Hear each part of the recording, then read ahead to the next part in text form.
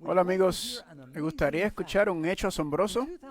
En el 2018 hubo un equipo de jugadores de fútbol en Tailandia que después de una práctica decidieron ir a explorar una caverna. Era muy profundo, pero mientras estaban ellos ahí, cayó un torrencial, lo que se llama un monzón en esa área, y los atraparon. No tenían comida.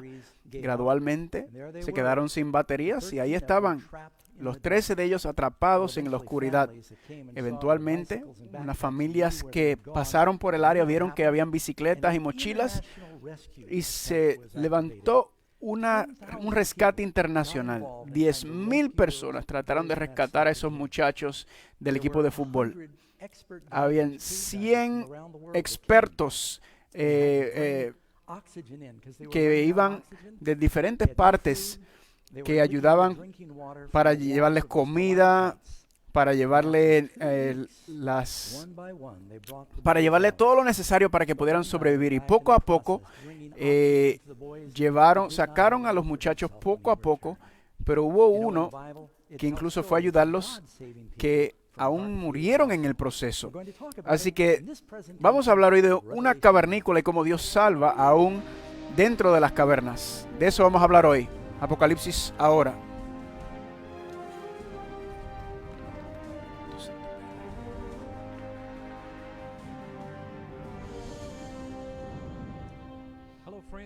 Hola amigos, bienvenidos a Apocalipsis ahora. Estamos desde nuestro nuevo templo en Granite Bay Hilltop, aquí en Granite Bay, California, en el área de Sacramento. Así que queremos darle la bienvenida. Es un gran día para nosotros.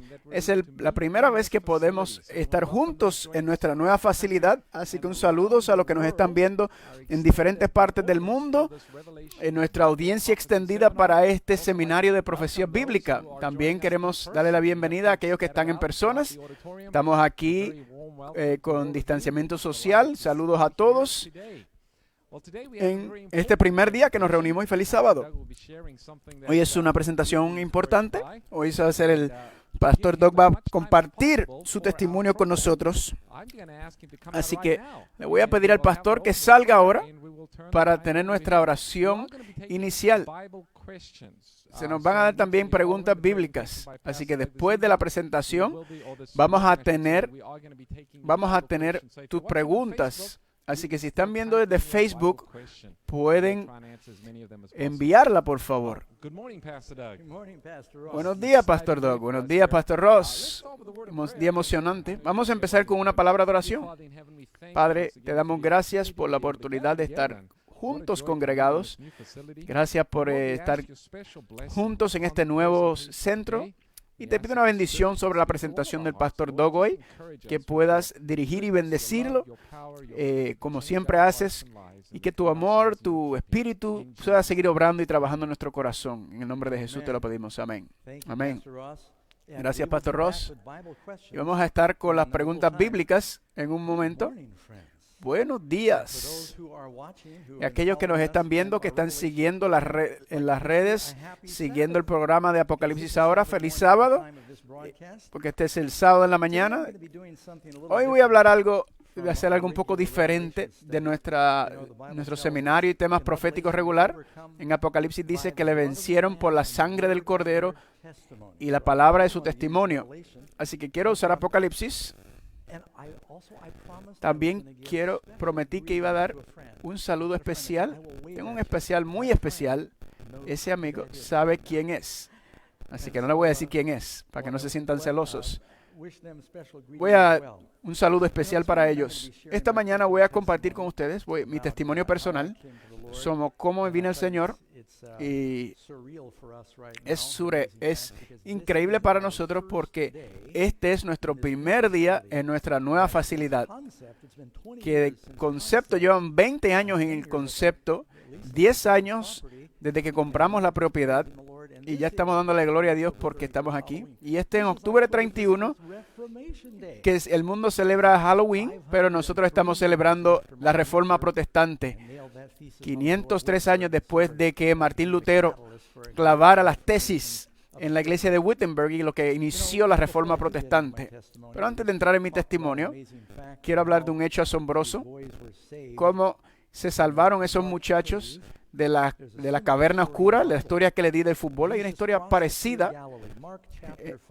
Marcos capítulo 5, versículo 1. Vamos a ir allá. Marcos 5, 1.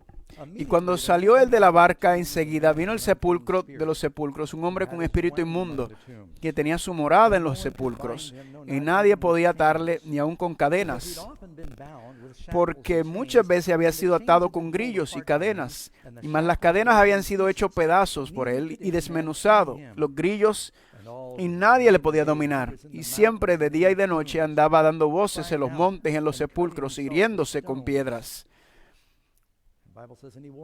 La Biblia dice que estaba desnudo en el Evangelio de Lucas. Y cuando vio pues a Jesús de lejos, corrió y se arrodilló ante él. Esto es un cuadro de la persona más perdida en la Biblia. Te reto a que busques a alguien más que estaba en una condición más perdida que él. Estaba corriendo desnudo en las montañas, encadenado, viviendo como un animal, cortándose con piedras. La Biblia dice, si lees la historia completa, dice que está por las tumbas, rodeado de cerdos. Eso para la mente judía. Si te cortas con la sangre, eres inmundo. Si estás cerca de los muertos, eres inmundo. Si estás con los cerdos, eres inmundo. Así que este mundo está perdido, sin esperanza, completamente poseído por el diablo. Parece como una situación sin nada. Esto es lo que el diablo quiere para nosotros. Pero aquel día en la playa, aquí estaba el plan de Dios para la redención de la humanidad en Cristo Jesús. Solo hay dos planes. ¿Tienes el plan del diablo? Mira ese. ¿O tienes el plan de Dios? Mira Jesús. Ahora, cuando veo esta historia, siempre hace pensar un poco sobre mi propia experiencia, y quiero tener cuidado porque cuando compartes tu testimonio, yo soy humano, es muy fácil uno hablar sobre uno mismo. Es como los dos actores en una fiesta. Uno siguió hablando y hablando sobre su carrera hasta que le dijo al otro, perdóname, llevo todo este tiempo hablando de mí. Vamos a hablar de ti. ¿Qué tú piensas sobre mí? Así que hay que tener cuidado cuando estás compartiendo tu testimonio, que las cosas puedan convertirse más grandes que la vida, como la niña que quería hacer un reporte para la escuela, y él era sobre Abraham Lincoln, y cuando por fin se paró frente al salón, dijo, Abraham Lincoln nació en una edad muy temprano en una casa que construyó con sus propias manos. Así que hay que tener cuidado, hay que ser realista. Lo que voy a compartir con ustedes, le voy a dar la edición, le voy a hacer la versión corta. Aquí está el libro que se escribió, ya está en 18 idiomas, vendido en todas partes del mundo. Es un testimonio poderoso de gente que han sido bendecidos grandemente con mi testimonio. Quizás la literatura más popular en Estados Unidos es lo que llaman las revistas de supermercado, y tienen algunas de las historias más locas que existen, ¿verdad? Yo he comprado una que otra porque las portadas son verdaderamente tan sensacionalistas. ¿Cuántos de ustedes reconocen que cuando están en el supermercado leen a veces los titulares de estas revistas?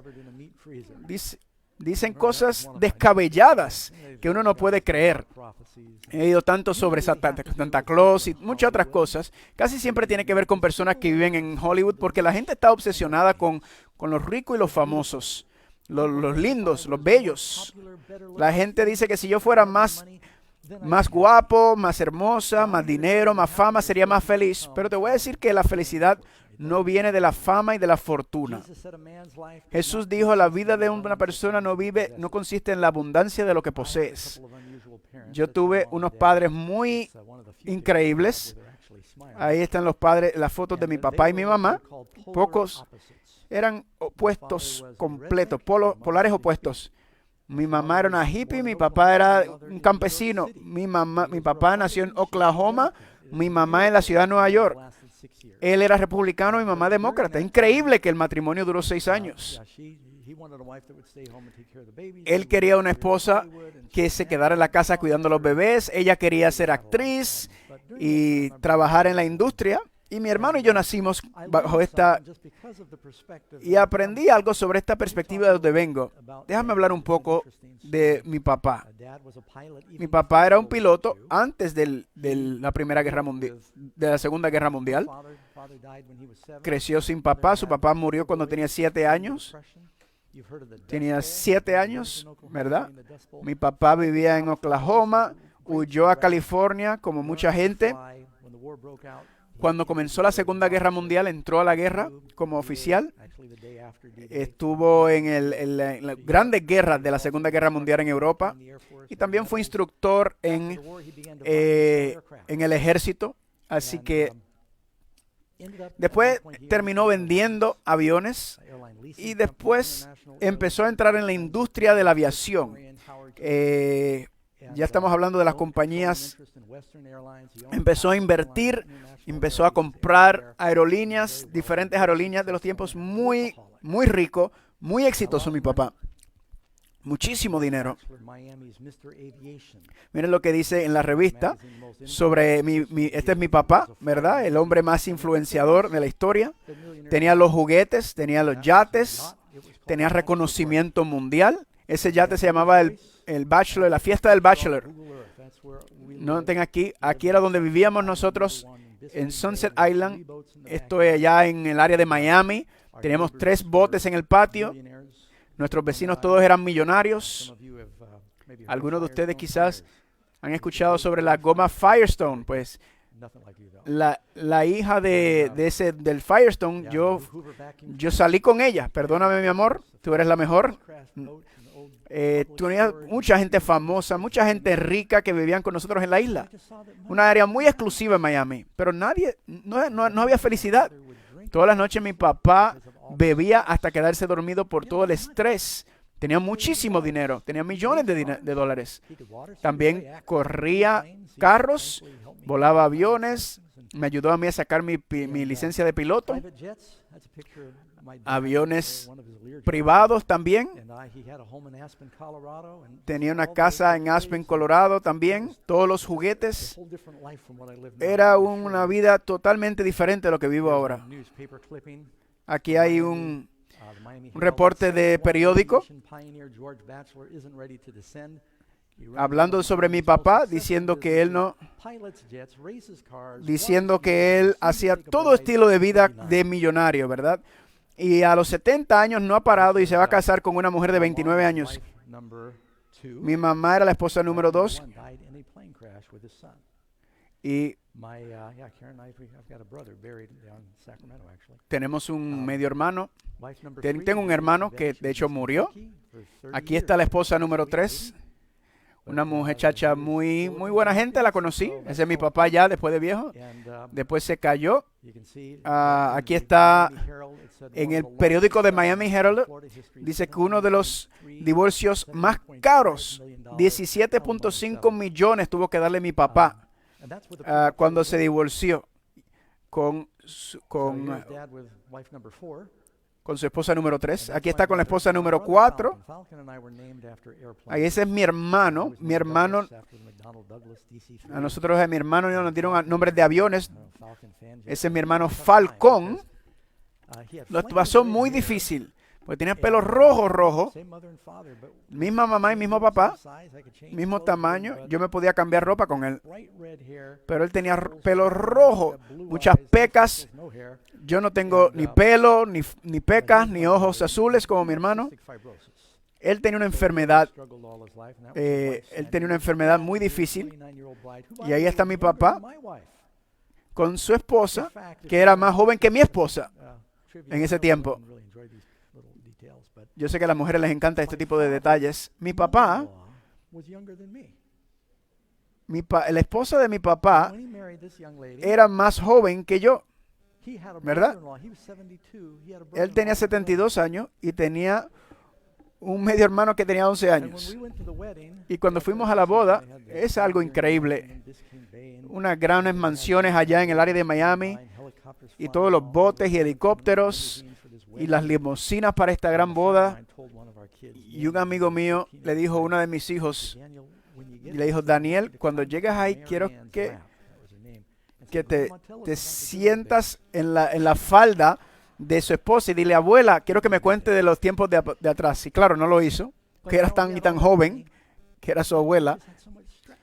Pero mira, él tenía tanto dinero, pero tenía tanto estrés. No podía dormir.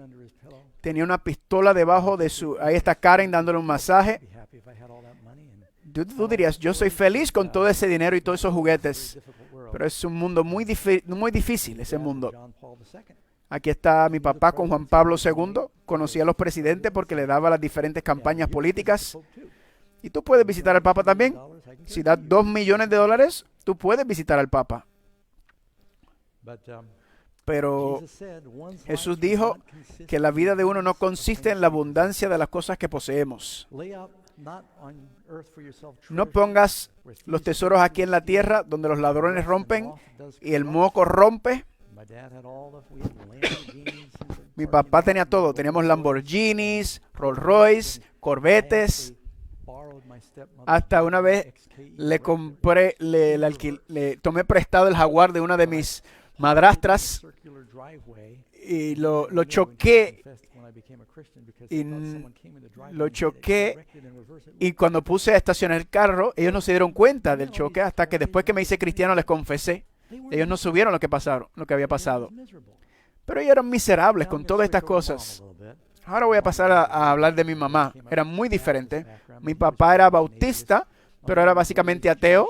Mi mamá judía, pero ella también era atea, perdón.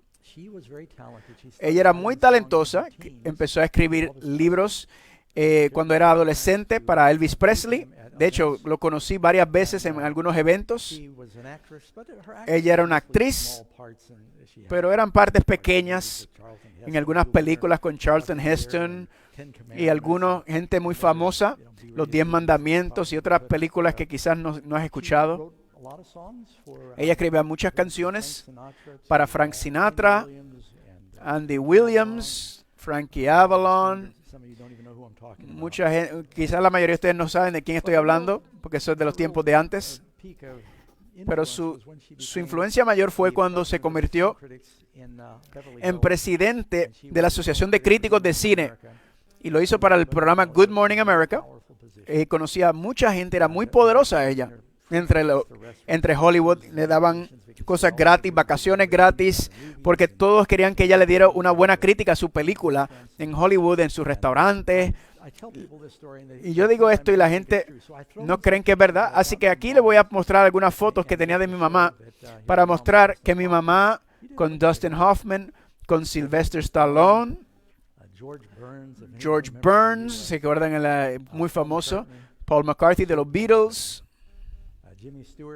Jimmy Stewart, Warren Beatty. Todo esto está en negro y blanco porque todo esto lo saqué de mi mamá que tenía una muralla y los tenía todo en negro y blanco. Bob Hope, Nathaniel Wood, Clint Eastwood, el famoso actor, todavía trabaja por ahí. Sally Field, Paul Newman,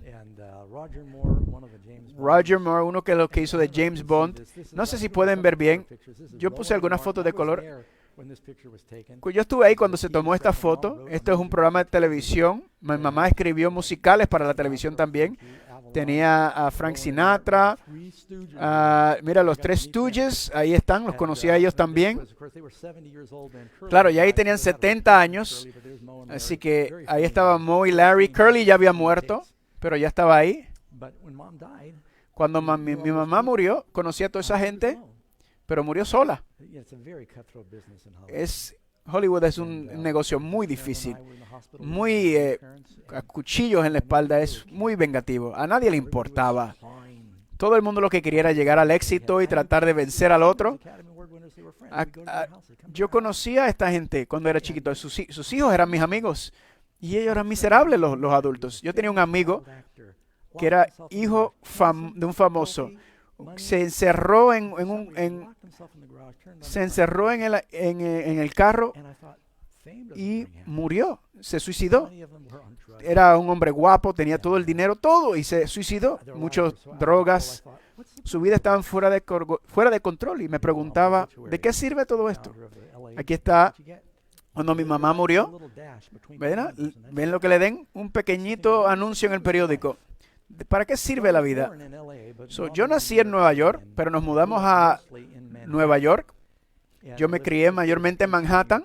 Viví en 2 o 3 partes diferentes en Nueva York. Fui a 14 escuelas diferentes mientras me crié. 14 escuelas diferentes. Parte porque mi papá y mi mamá estaban divorciados, así que yo iba entre mis abuelos en Los Ángeles, papá en Miami, mamá en Nueva York. Luego mamá fue a Londres. Así que yo siempre estaba para atrás y para adelante. Y mucho tiene que ver porque yo me portaba muy mal. Entonces mi mamá me movía de diferentes escuelas. Mi papá y mi mamá estaban tan enfocados en su carrera que nos sentíamos que estábamos en el medio, ¿verdad? Siempre nos enviaban, saquen a los muchachos de aquí, vayan a los acampamentos de verano, o iban a academias, ¿verdad? Cuando fui a Carolina del Sur, mi primera escuela militar, imagínate tener 5 años y que te envíen a una escuela militar. Fui a escuelas judías, escuelas públicas, escuelas católicas, 2 escuelas militares. Esta es la escuela militar de Nueva York, donde Donald Trump fue. No es una declaración política, por si acaso. Yo era más joven que él, pero ese soy yo en esta escuela militar. Muy estricto. La escuela más estricta de Norteamérica.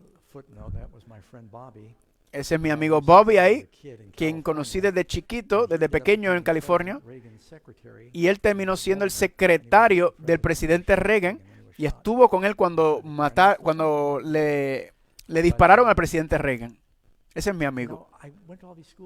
Fui a todas estas escuelas y no tenía propósito. Estaba tan infeliz. Pensaba, ¿para qué la vida? Vives, te mueres, vives un poquito, te mueres, te conviertes en fertilizante. Y si eres feliz, mátate y termina con esto, porque el dinero no trae alegría. Ser bonito y lindo no trae felicidad. La fama no trae. La vida parece un beso. Yo me acuerdo, yo tenía 7 años y yo estaba contemplando suicidarme. Y yo pensando cuál sería la manera más fácil. Y yo me acuerdo cuando vivía en Nueva York, yo iba a la parte de arriba del edificio y me paraba así en el borde del techo del edificio. Y yo no le tenía miedo a la oscuridad, ¿verdad? Y yo me ponía así, me inclinaba a ver cuánto podía hacer. La única razón que no brinqué es porque leí en el periódico sobre alguien que se suicidó, trató, brincando de un techo, y le dio un árbol que estaba ahí, y después un carro, y vivieron, y ahora estaban en la vida, y no tenían, estaban en una silla de ruedas, perdieron todo. Así que yo dije, no, y si me pasa eso, si trato de suicidarme y no me muero y sobrevivo, voy a estar peor que antes. Así que yo dije, no voy a hacer eso. Así que nada, mejor me tomo unas pastillas y me quedo dormido. Yo sabía que mi mamá tomaba pastillas para dormir, así que un día cuando ella se fue de fiesta, mi papá estaba mi hermano estaba con su papá en Miami por su condición de salud, y mami siempre estaba en fiesta y yo estaba solo, y yo iba a la escuela solo. Yo me metía en muchos problemas en la escuela, así era miserable. Y un día dije, quiero dormir y no quiero levantarme más, así que entré al cuarto de mi mamá y me metí por todos los medicamentos de mi mamá y encontré una que decía, toma uno para dormir. Se llamaba Eureka. Y me puse un montón de pastillas y vi otras botellas en su gabinete y vi que habían unas pastillas para mujeres.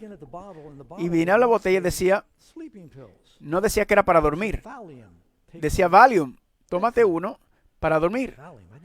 Y yo decía, Valium, ¿qué es eso? No sé lo que es eso.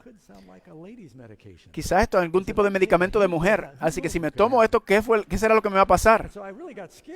Así que me asusté que no iba a morir otra vez. Nuevamente, así que los puse para atrás y esperé. En ese proceso, me acuerdo, vi un comercial para una cerveza en la televisión y decía, solo vives una vez, sácale lo mejor que puedas. Y yo dije, ¿saben? Eso es lo que voy a hacer. Ya que estoy vivo, déjame hacer todas las cosas emocionantes que pueda, sacarle todo el jugo a la vida. ¿Por qué morir de manera aburrida, de tirarme de un edificio o dormir? ¿Por qué no simplemente vivir la vida tan alocada y excitante como pueda? Y eso hice. Como para esa época en mi vida, le dije a mi mamá que no quería regresar a la escuela militar, porque hoy, aquellos tiempos eran varones nada más, y ahora tengo 13, y yo quiero tener chicas alrededor. Así que me metieron en la cárcel en ese verano, y mi papá le dijo, mi papá dijo, tiene que ir a la escuela militar, y mi mamá tiene que tener más libertad. Así que encontraron una escuela para mí. Es una escuela experimental donde no tenías que ir a la salón de clases si no querías. No tenías que levantarte si no querías.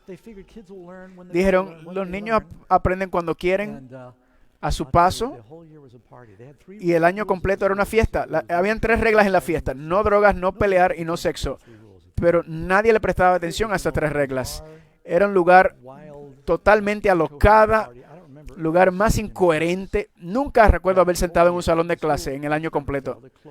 Claro, esa escuela fracasó y lo cerraron eventualmente, pero me metía en más y más problemas. Y mamá y papá no ayudaron. Me acuerdo una vez que mi mamá se sentó conmigo y me dijo, Doc, sé que vas a encontrar drogas en la calle, así que mejor hazlos aquí en la casa. Y yo tenía 13 años, mi mamá prendió marihuana y fumamos marihuana juntos. Ellos bebían y fumaban cigarrillos y eso.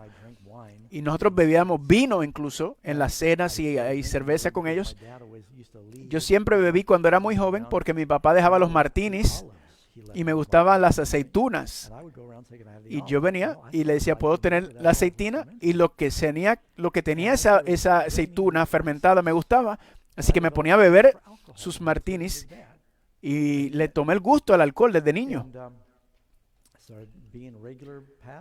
Empecé estos patrones regulares, fumaba con mi mamá marihuana, comábamos helado, veíamos televisión. Mi hermano venía a visitar de Florida y decía, esto no es justo, yo no puedo fumar porque la condición de enfermedad de los pulmones que tenía. Y mi mamá me decía, no te preocupes, te voy a hacer unas galletitas. Son legales ahora, pero en aquel tiempo las galletitas de marihuana no eran legales. Y ella hacía diferentes tipos de galletitas para mi hermano.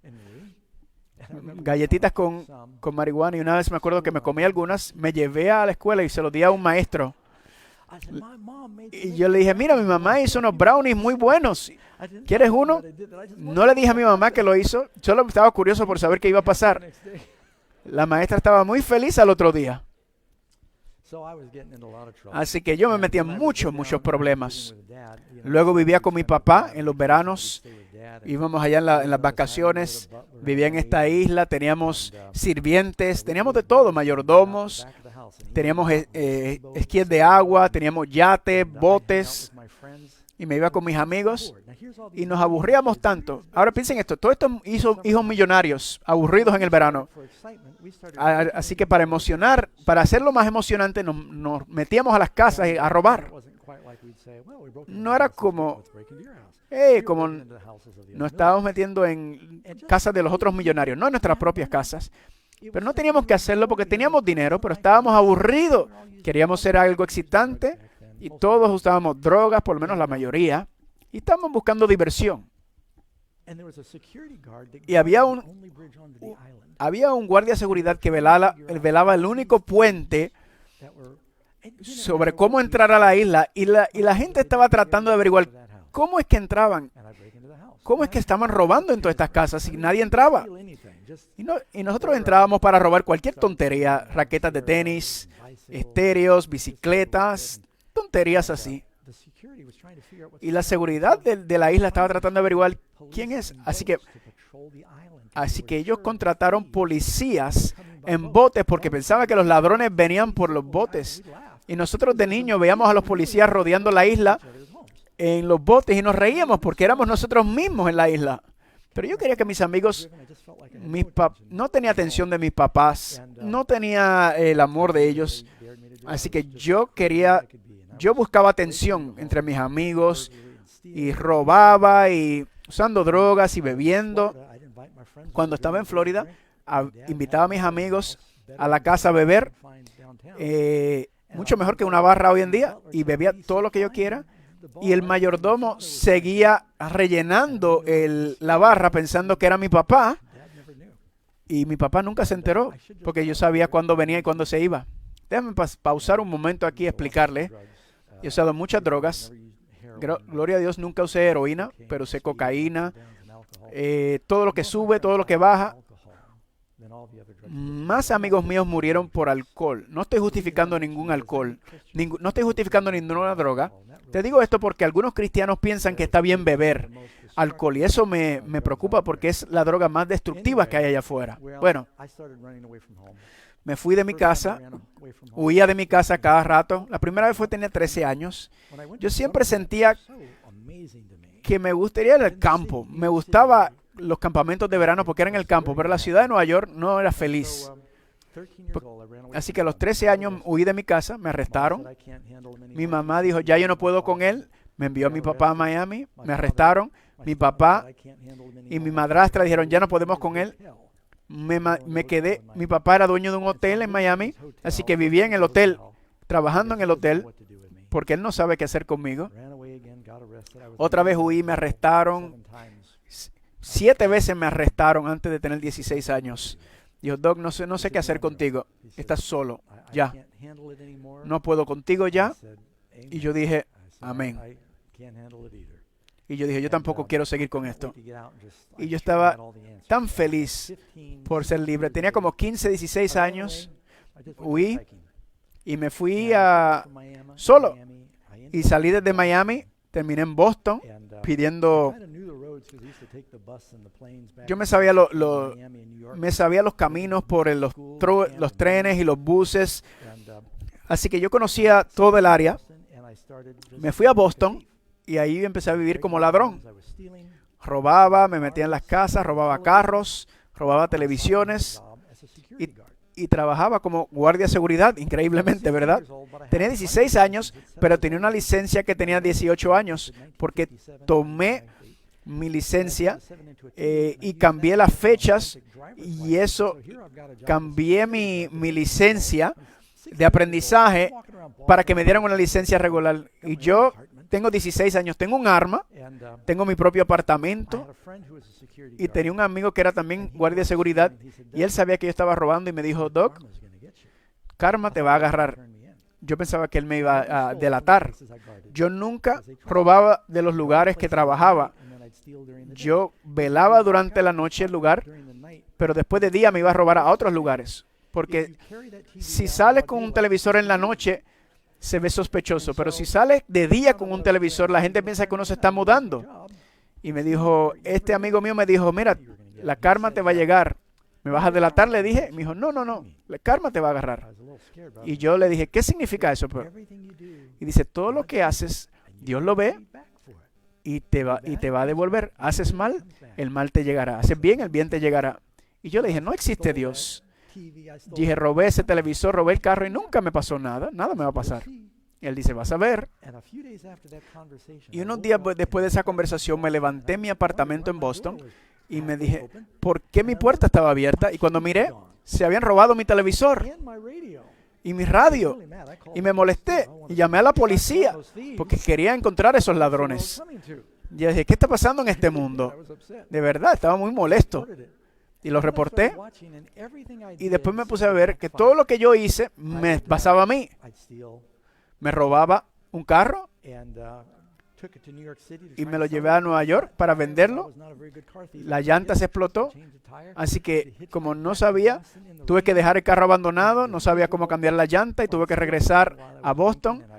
O si me robaba algo mientras bebía. Y cuando me levantaba de la borrachera, no me acordaba dónde lo ponía. O arriesgaba mi vida para robar algo y después decir que me había robado un radio roto que ni trabajaba. Y después dije, ¿por qué alguien se quedaría con una radio roto? Me molesté con la persona. O si no, mis amigos también eran ladrones y me robaban de mí. Y yo decía, esto no me va bien. Finalmente lo que me convenció de que es que empecé a ver, dije, quizás esta cosa de karma es verdad. Y fui a la casa de alguien y le robé a alguien una caja de mezcla de panqueque. Y lo hice porque aunque bebía, fumaba y hacía droga, Yo quería panqueques de grano 100% integral, ¿verdad? Porque yo me alimentaba bien. Gracioso, ¿verdad? Así que decía en la caja que era 1.19 y yo fui a mi casa y algunos amigos míos llegaron. Tenía un pote nuevo de Tang, de la mezcla de jugo, y se tomaron todo mi jugo mis amigos. Y decía 1.19, el mismo precio de los panqueques que me había robado. Y dije, uy, pero me di cuenta de que quizás existe un Dios, porque lo que yo me robé por 1.19, mis amigos me lo tomaron por 1.19 y dije, quizás hay un Dios. Entonces quizás hay un cielo, quizás hay un infierno también, me pregunté. Y dije, espérate, déjame averiguar un poquito más. Ahora, no me importaba el cristianismo, porque para mí los cristianos son un montón de hipócritas. Así que empecé a buscar cuál es la verdadera religión. En ese momento estaban los Beatles y las religiones del este, orientales. Cometí el error de, como mucha gente, que si quieres saber lo que es el cristianismo, mira a los cristianos, pero no me impresionaban. Después veía en la televisión los protestantes y los católicos en Irlanda se están matando y todos dicen cristianos. Jesús dice, ama a tu enemigo, pero estos hipócritas se están matando. No quería saber de ellos. No juzgues el cristianismo por los cristianos. Juzga el cristianismo por medio de Cristo. Él nunca te defraudará. Así que empecé a meterme en todas las religiones orientales, en meditaciones, en yoga, en budismo, en control de la mente, y hacía todo buscando a Dios. Ya sabía un poquito sobre judaísmo por mi mamá. Me metí en yoga, ¿verdad? Hace todo este tipo de ejercicio y estiramiento para buscar a Dios, y te paras en tu cabeza y solo se me caía el cabello. Un día estaba viajando por California, y me dijeron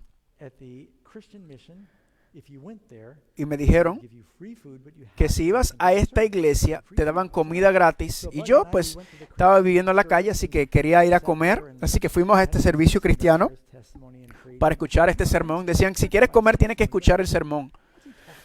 Entonces este señor estaba hablando y daba su testimonio, y hablaba de santificación, y yo estoy ahí con todos estos borrachos y este señor hablando de Dios. Y todo esto le están faltando respeto, están eruptando. Y este señor, y esta gente era tan buena. El que predicó, me gustó el testimonio. La gente nos trataba muy bien. Y era buena comida.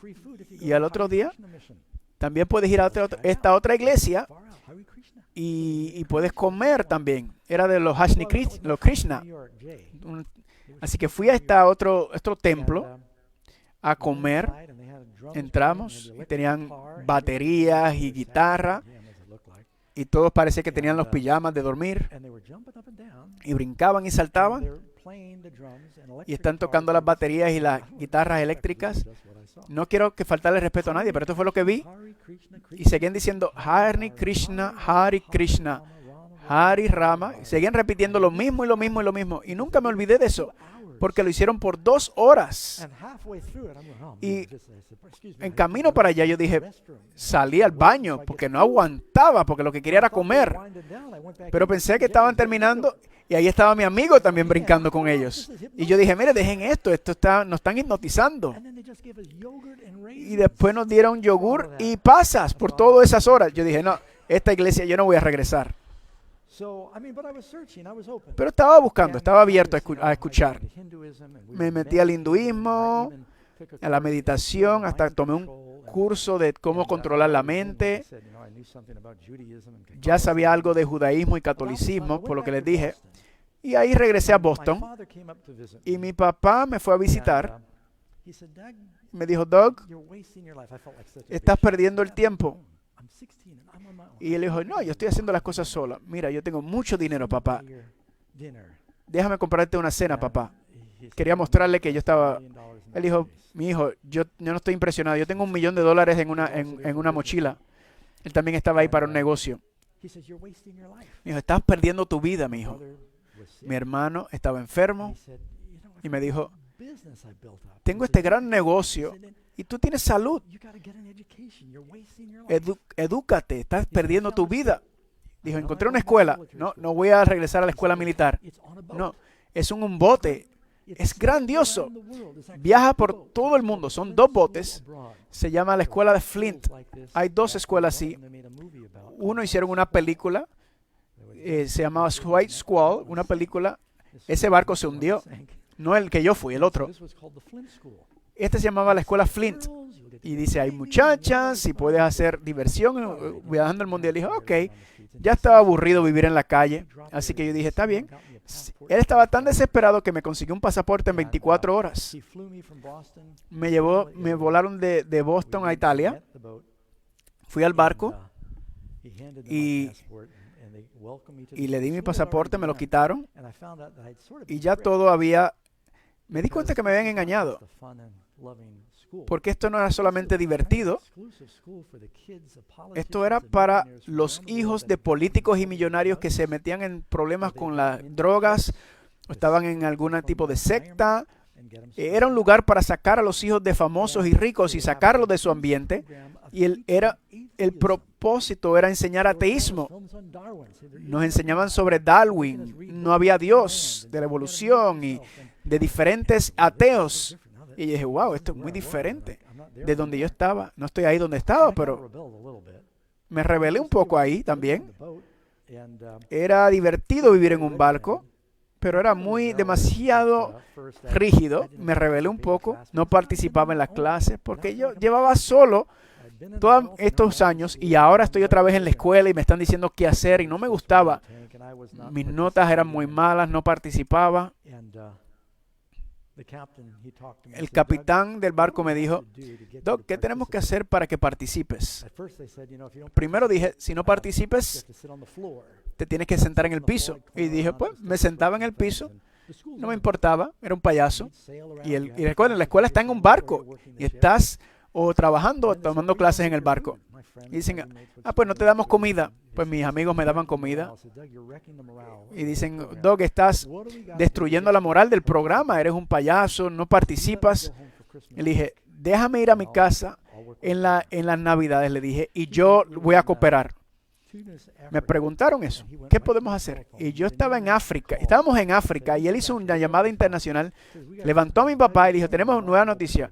Doc está haciendo un gran progreso aquí. Creo que él está listo. Ni siquiera en Navidades te dejaban ir, a menos que había sido muy buen estudiante, pero me querían sacar. Y me decían, te vamos a enviar a tu hijo, él está listo para ir. Así que mi papá se puso muy contento. Me comporté esas semanas que me quedaron. Estábamos en el norte de África, por el Mediterráneo, para España. Yo sé que el Mediterráneo se ve pequeño, pero es inmenso. En el invierno tienen unas tormentas, lo pueden leer en los últimos libros de Hechos, lo menciona en el libro de Hechos, Pablo dice, donde las tormentas que por 14 días fueron unas tormentas terribles, y el barco en el cual estábamos era de hierro. Yo estaba en uno de hierro, era un barco de vela. Venían las olas, venían sobre el barco. El agua era muy fría. Todos estaban enfermos por el mar. El viento era tan y tan fuerte que tú podías gritarle a alguien que está al lado tuyo y no te escuchaba. Se rompió el velo. Todos tenían enfermos, inclusive el capitán.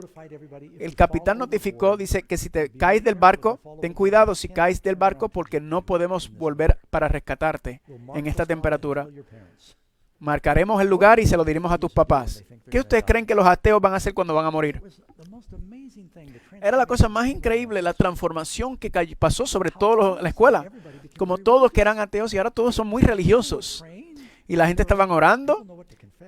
Y la gente sabe qué confesar cuando saben que van a morir. Haciendo promesas a Dios. Claro, sobrevivimos.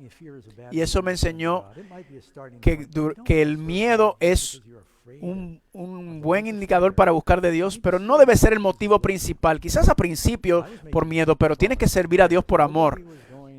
Yo estaba, mientras estaba la tormenta, nadie estaba diciendo Hare Krishna, todos estaban orándole a Dios.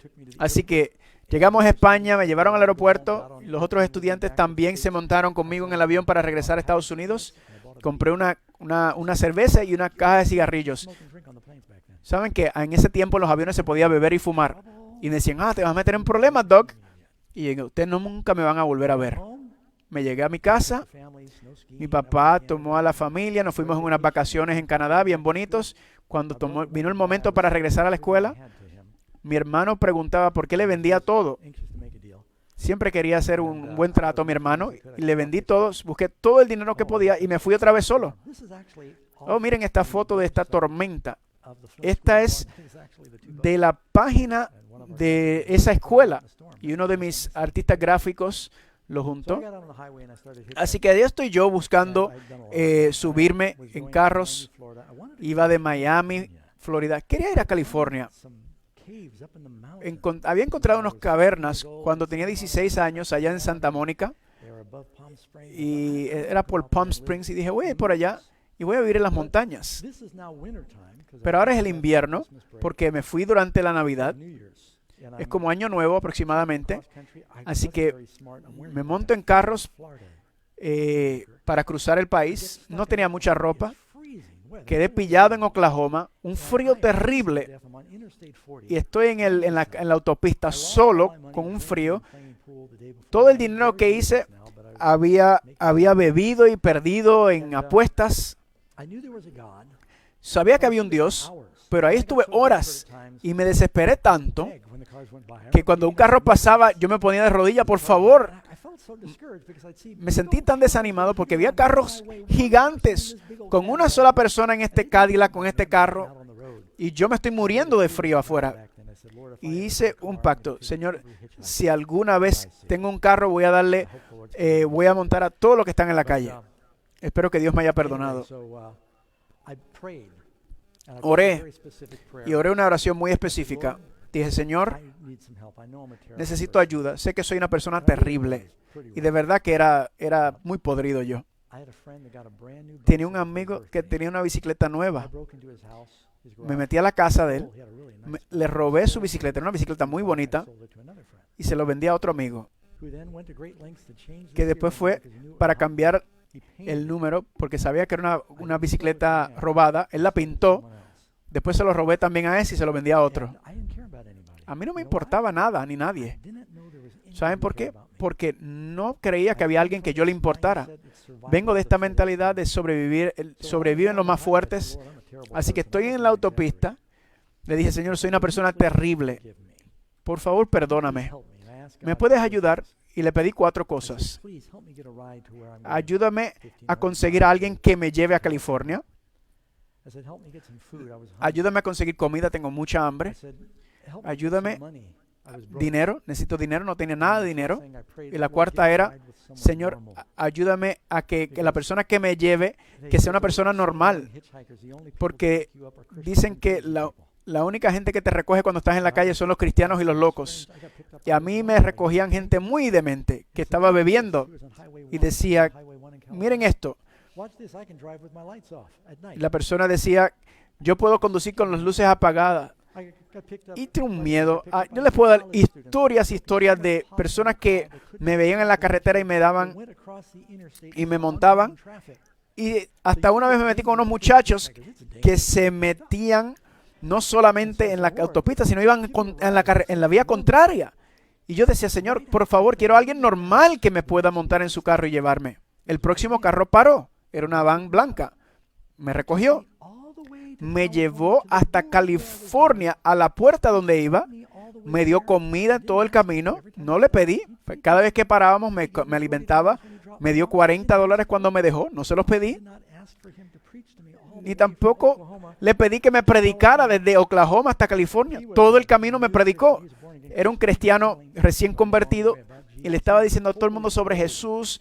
Este hombre era verdaderamente abierto cuando lo que se llama el movimiento Jesús, donde la gente estaban gritando a los 4 vientos que Jesús. Y yo tuve que escucharlo todo el camino, hablándome sobre la Biblia. Y dije, bueno, tengo que escucharlo porque me está dando comida. Quería salirme, pero hacía frío. Pero tuve que soportarlo. Ahora, era una buena manera de testificar. Y después cuando yo recojo a la gente en la calle, yo hago lo mismo. Y cuando llego a 65 y le digo la historia de Jesús, y después cuando voy como a 75 le digo, ¿quieres aceptar a Jesús? Con miedo. Ya no lo hago. Es una broma. La Biblia yo pensaba que era un cuento de hadas, así que Él me dejó. Así que yo decidí buscar a Dios por medio de la naturaleza. Así que me fui a estas cavernas que encontré cuando tenía 15 años, allá en Palm Springs, y yo viví, la montaña queda a 11,000 pies de altura, y la mitad de camino era un desierto, muy desértico, muy difícil. De hecho, National Geographic tiene documentales de gente que se perdieron en esta área y tuvieron que rescatarlos. Es una área muy difícil. Y yo encontré una caverna allá arriba. Era un lugar bonito, muy lindo. Esto es una vista de donde estaba yo arriba. Ahí ves a Palm Springs y no puedes bajar. No, es un terreno muy difícil. Este es el monte San Jacinto. En la base de esa montaña había un pequeño estanque de agua y había también un pequeño de eso de agua. Y yo estaba tratando de buscar a Dios por la naturaleza. Y estaba desnudo, de hecho. Caminaba desnudos. Yo pensaba que era bíblico, como Adán y Eva. Y no era la única persona, habían varios otros. Ese era el tiempo de los hijos de la flor. Había un arroyo, bajaba yo a la ciudad 1 o 2 veces, tocaba la guitarra para que la gente me diera dinero, y a veces me metía yo a los basureros. Me metí en un basurero una vez. Déjame parar un momento. Mi abuelo y mi abuela vivían en Hot Springs, en el desierto, y me habían arrestado ahí una vez por exposición indecente. Estaban en la cárcel de Palm Springs y mi abuelo se enteró de que yo estaba sacando comida del basurero, y cuando mi papá se enteró, toda su vida trabajó en la depresión para que sus hijos nunca tuvieran que luchar como él y su familia, y cuando se enteró de que yo estaba comiendo de la basura, rompió su corazón. Nunca me di cuenta hasta después. Yo pregunto, ¿cuánto le duele a nuestro Padre Celestial cuando sus hijos van a la basura del mundo buscando la felicidad en vez de aceptar a su hijo? Así que el milagro es que cuando entré, ahí está una foto de mi gato que se apareció un día. Se vivió conmigo 1 año y medio. Él me gustaba porque él mantenía los ratones fuera. Una vez me molestó porque se comió mi comida, mi bistec, pero en la noche, en el frío, él venía conmigo después de casarse, después de salir a cazar, y cuando abría, él se metía a la parte de abajo y dormía en mis pies. No sé cómo aguantaba el olor en mis pies, pero eso es lo que hacía. Era mi amigo por 1 año y medio. Así que ese era mi gatito amigo. Después subí con uno de mis hijos. Ese es el arroyo donde había una cascada. Era bien rico porque era muy caliente allá arriba a veces. El milagro es que mientras yo vivía allá arriba, alguien en algún punto dejó una Biblia en el cavernáculo. Ahora, cuando yo llegué a la caverna, había gente que hacían campamento en diferentes momentos y dejaban a veces ollas y otras cosas que los que campan dejan. Y alguien dejó una Biblia un día en un campamento ahí, y yo no pensé nada, así que entré a esta caverna que encontré y agarré la Biblia.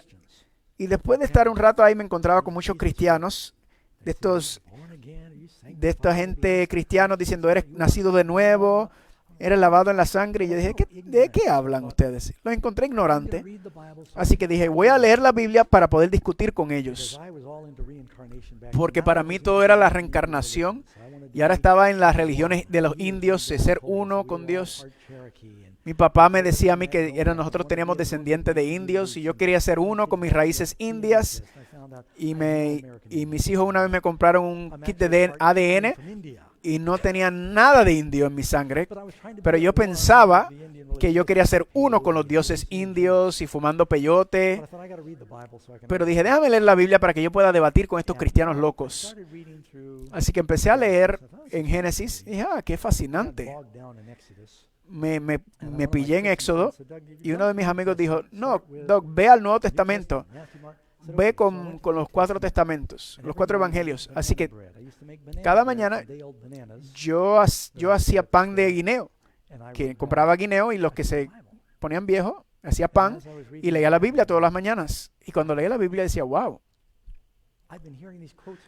Yo he escuchado estas citas toda mi vida y no sabía que todo esto venía de la Biblia.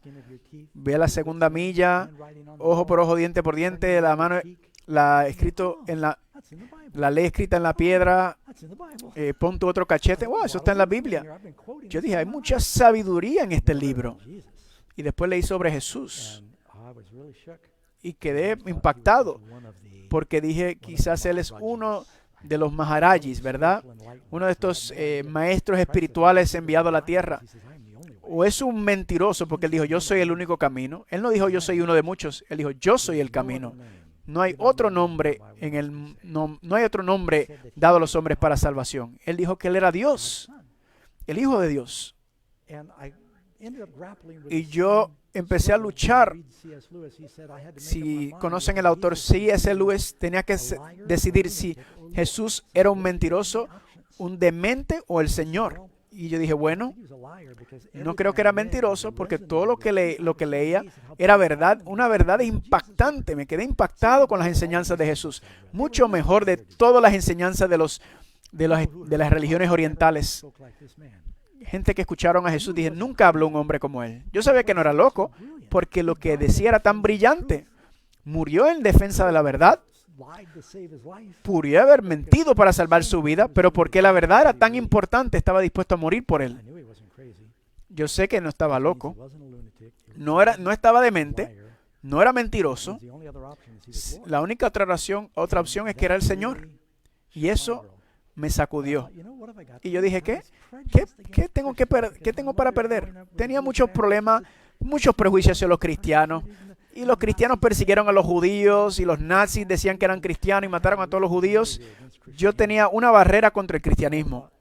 Pero pensé, he tratado todo lo demás. Quizás me enseñaron mal. Quizás esta gente matándose en el nombre de Cristo no son cristianos verdaderos.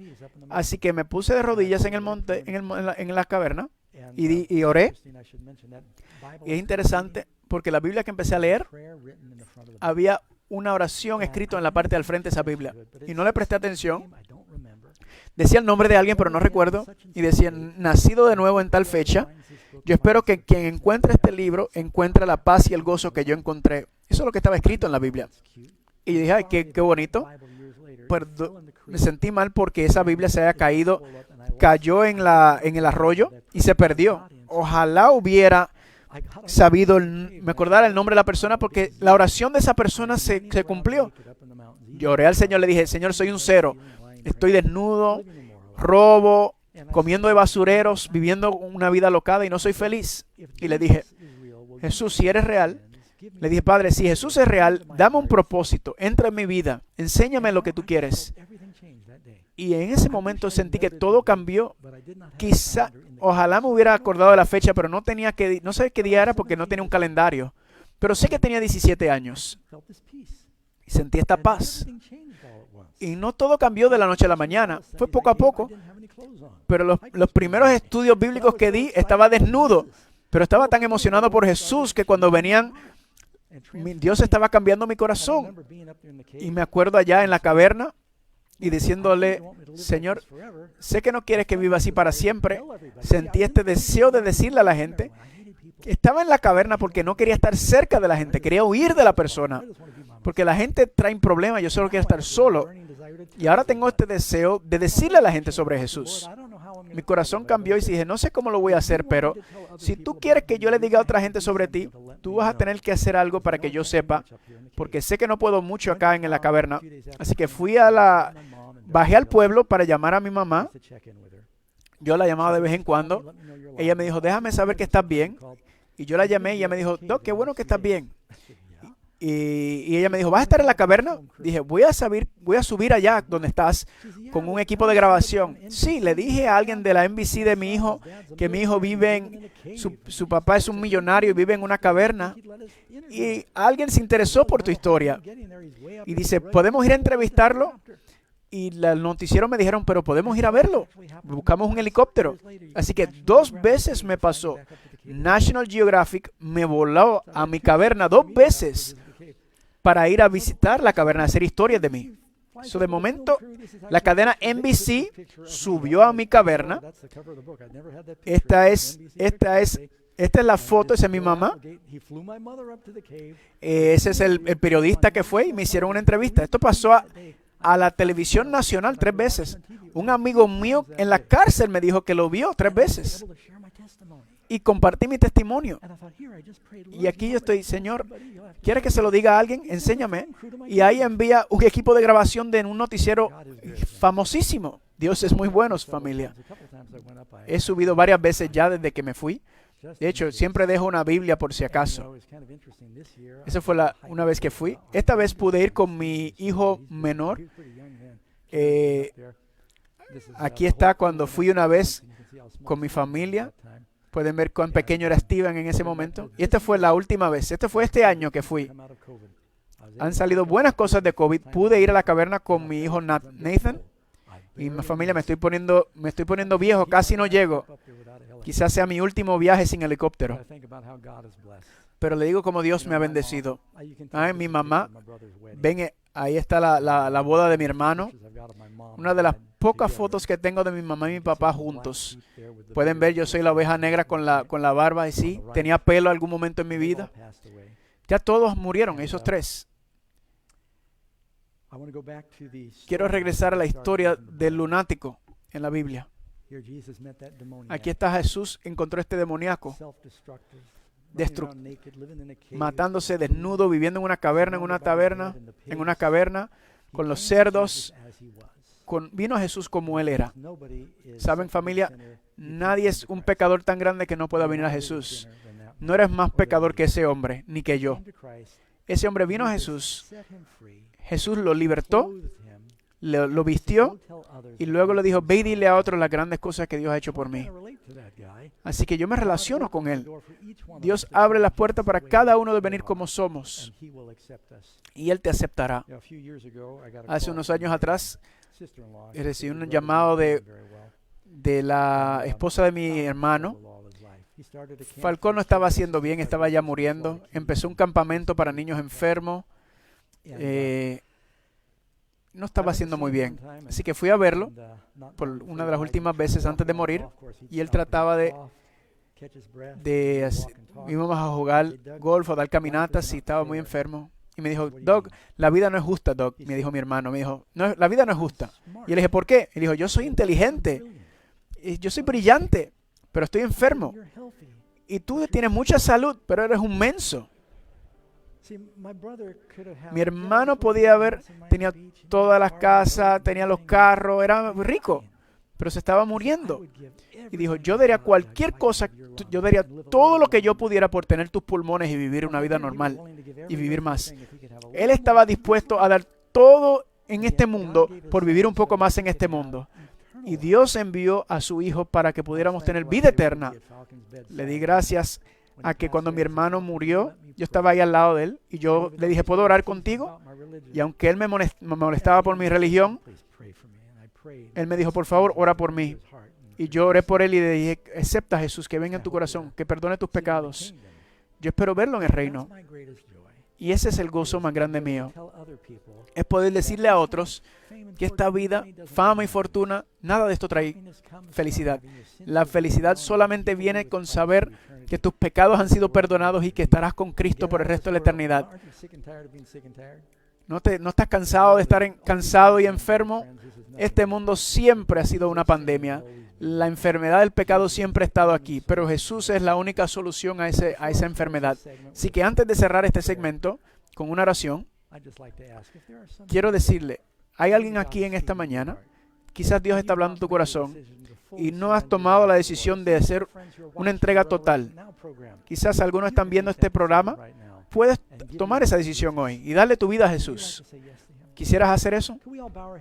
Vamos todos a bajar nuestras cabezas por un momento. Si el Espíritu Santo te está hablando y quizás has sido distraído con los placeres de este mundo y quieres decirle, Señor, quiero darle a Jesús el primer lugar en mi vida. ¿Puedes levantar la mano en su presencia en esta mañana? Padre Santo, tú ves estas manos levantadas. Pido que hables a cada uno de sus corazones y que sepas que tú vas a hacer por ellos lo que has hecho por mí, por el demoníaco nos vas a aceptar como eres, perdonar nuestros pecados y transformarnos. Bendícelo, Señor, con esa experiencia linda en el Espíritu Santo. Y te lo pedimos en el nombre de Jesús. Amén. Ahora, no se vayan, recuerden, Pastor Ross y yo vamos a regresar con la parte de preguntas y respuestas, así que van a ver algunos anuncios. Vamos a regresar ya mismo. No se vayan, por favor.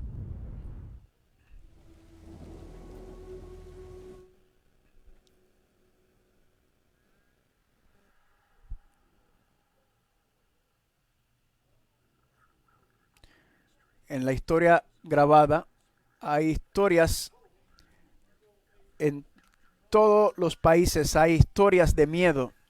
Los egipcios construyeron pirámides para dirigir los espíritus de sus dirigentes. En Roma sancionó días de fiesta para apaciguar los espíritus de sus muertos. Y la Biblia también dice de un rey que utilizó una medium, una bruja. Y hoy en día ocurre lo mismo. Hoy han pasado de supersticiones, ahora son parte del entretenimiento real diario de nuestra vida. Las organizaciones científicas y programas investigan tratando de probar lo sobrenatural, la existencia de fantasmas. Aún con toda esta tecnología nueva y todas estas historias en todo el mundo, todavía no se sabe cuál es la respuesta concreta de qué ocurre cuando uno muere. La pregunta es, ¿cómo hacemos que es verdad? ¿Por qué estas historias persisten hoy en día? ¿Importan estas historias? Te invitamos a entrar y buscar por ti mismo en esta página deathtruth.com. No está en español, pero esperamos pronto tener esas páginas traducidas. Visit the Amazing Facts Media Library at aftv.org. At aftv.org, you can enjoy video and audio presentations as well as printed material, all free of charge. 24 hours a day, 7 days a week, right from your computer or mobile device. Visit aftv.org.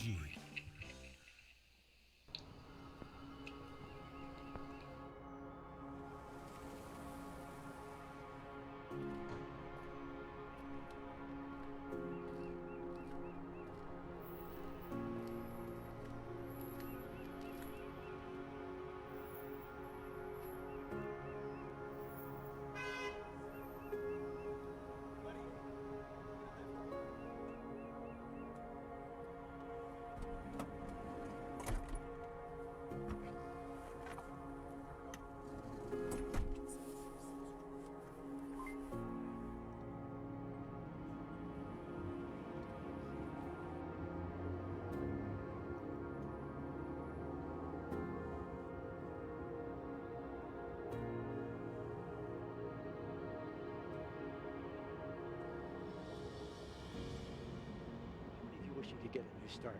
I'd like to live my life over knowing what I know now. I don't want to start over and just make all the same mistakes. I want to have my memories so I don't make the same mistakes. But you do get a new beginning. You become a new creature. That feeling of all your sins being washed away because God promises it. Isn't that a wonderful concept, friends? I was thirsty, and you gave me drink. Inasmuch as you did it to one of the least of these, my brethren, you did it to me.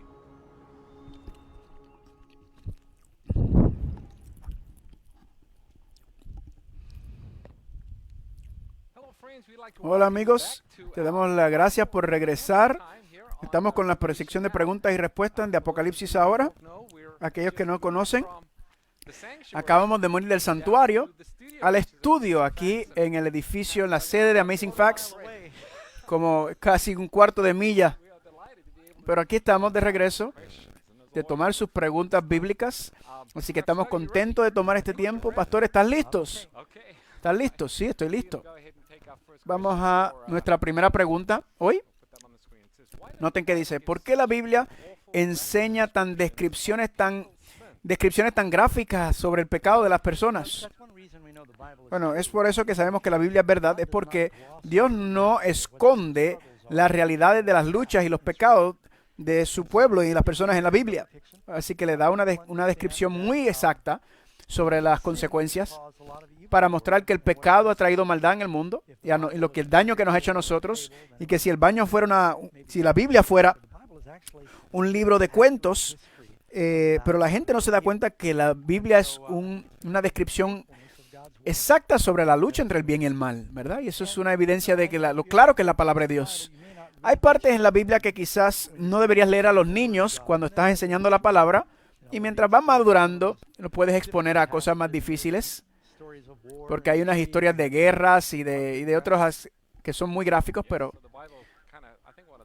Así que lo que podemos decir es que la cosa positiva de la Biblia es que la Biblia, ¿por qué describe los eventos? Es como Dios cambia a gente verdadera, con problemas verdaderos, con luchas verdaderas, y nos da esperanza a nosotros. Y podemos ver esa experiencia. Próxima pregunta.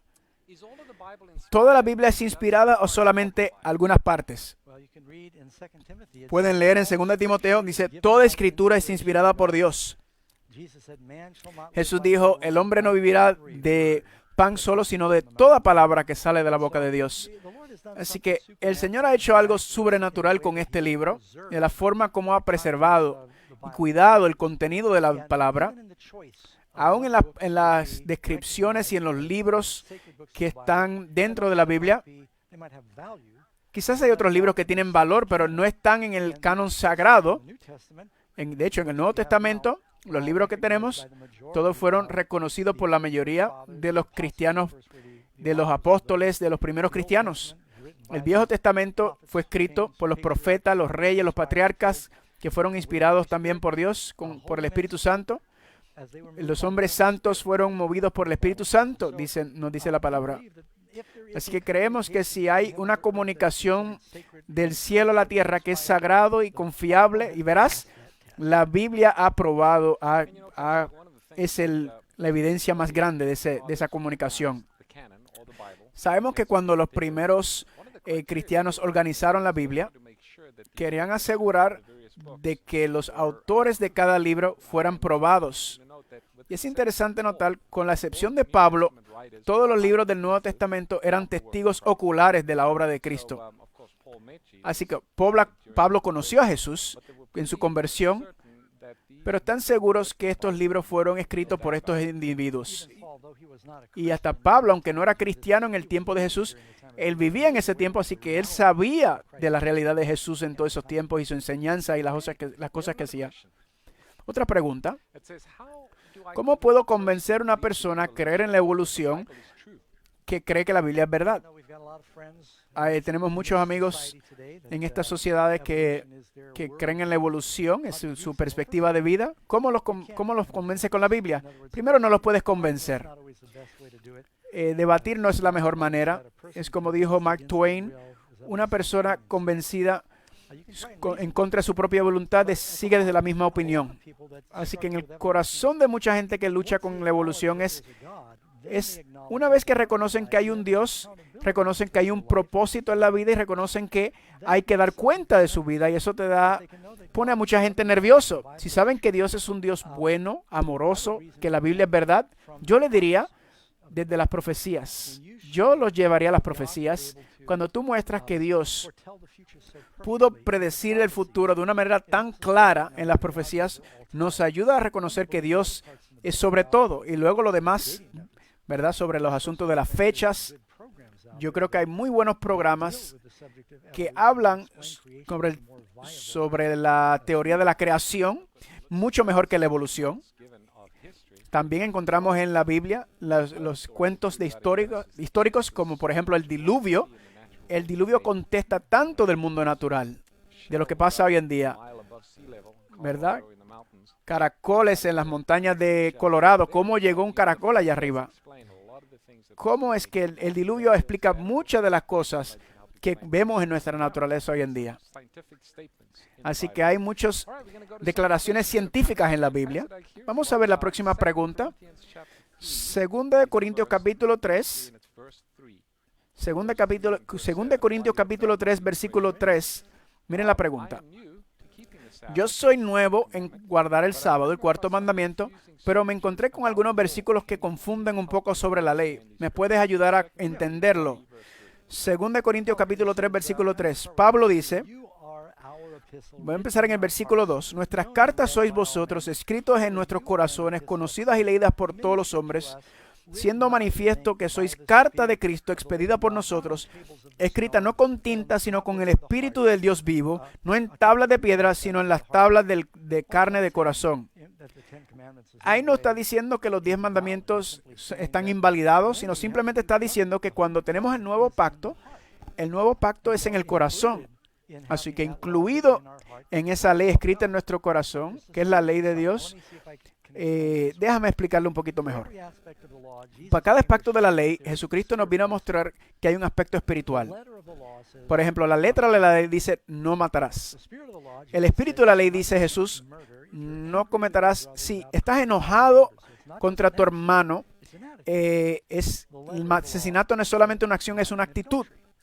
La letra de la ley dice, no cometerás adulterio. El espíritu de la ley dice, no adultera en tu corazón, es una actitud. La Biblia dice, no mentir. Jesús dijo que tú sí seas sí, tú no seas no. Seamos honestos en lo que digamos. Y de la misma manera, la letra de la ley dice, acuérdate del sábado. Bueno, también hay un descanso con Jesús en nuestro corazón. Así que cada aplicación espiritual, cada ley tiene una aplicación literal y espiritual. Así que queremos siempre asegurarnos no ser legalistas en guardar la letra solamente, sino también el espíritu de la ley. Ambos son importantes.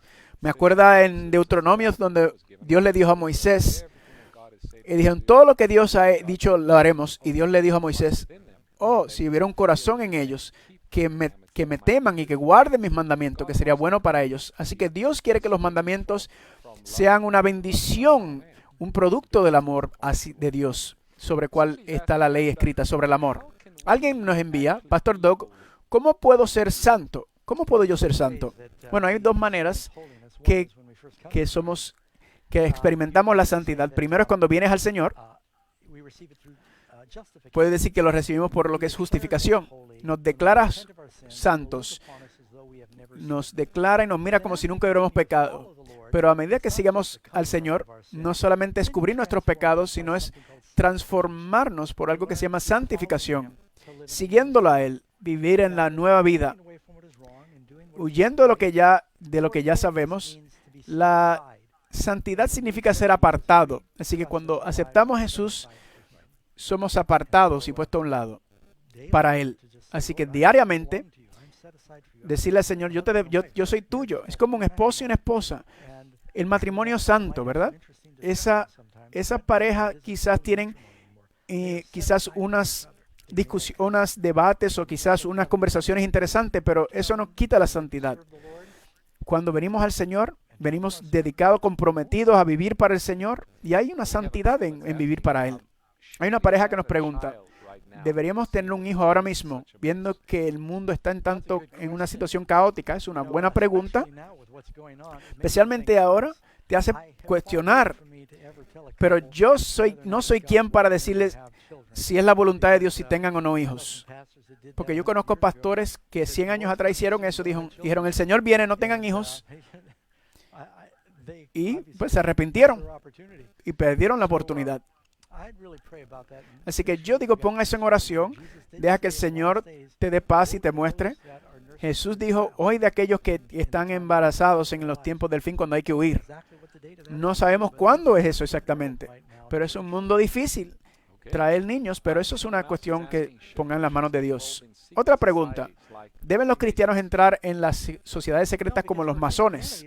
No, porque para el cristianismo no hay nada secreto. Una vez alguien dijo, no hay una cosa como un cristiano secreto. O tu cristianismo destruye el secretismo, o los secretos destruyen el cristianismo. Si eres cristiano no puedes quedarte callado. Así que si perteneces a una sociedad secreta, que hay muchísimo, ¿de qué te escondes? El cristiano, como cristiano, uno debe ser transparente y abierto a lo que uno cree y no estar escondidos.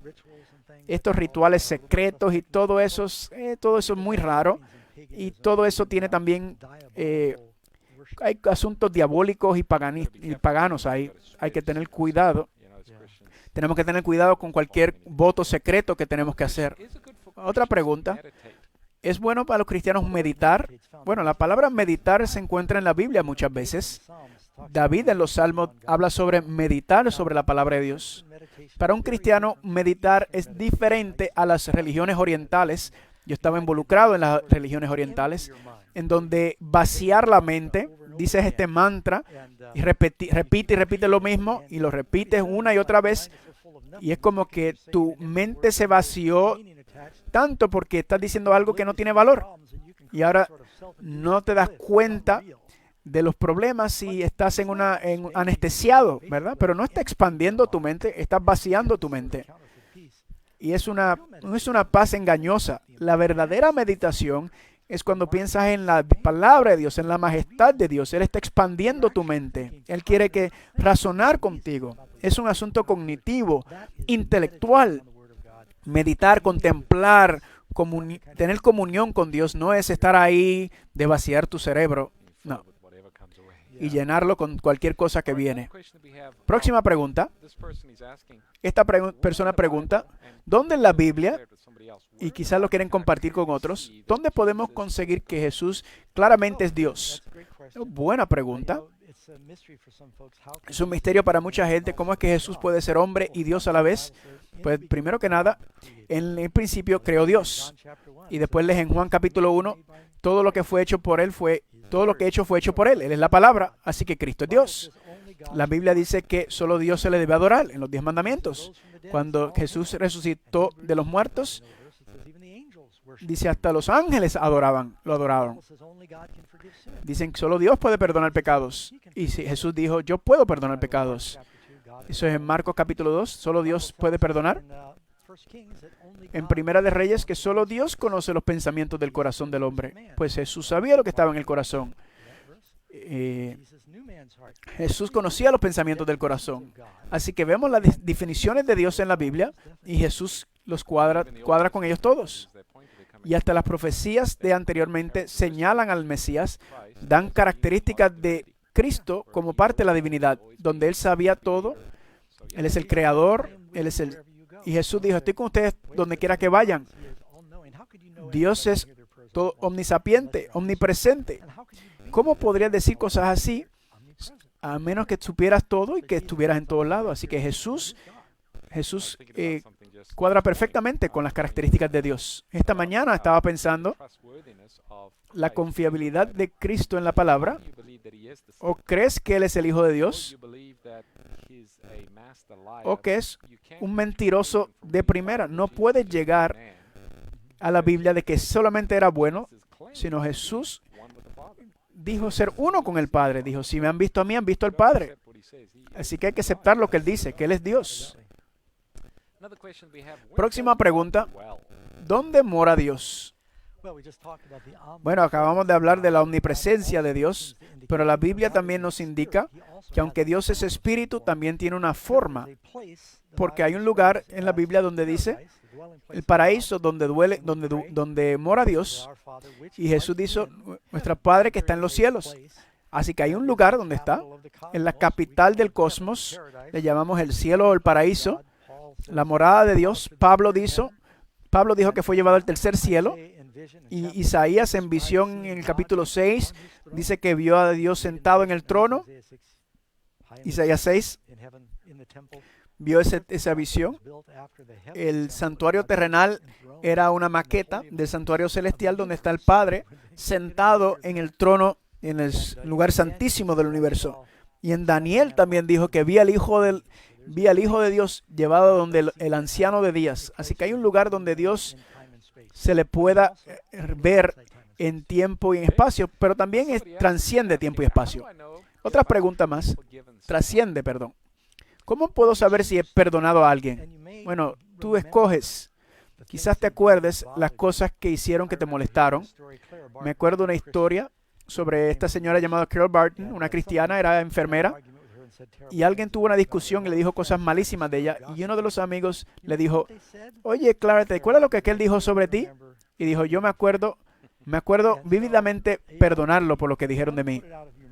¿Quieres sacarlo de tu mente?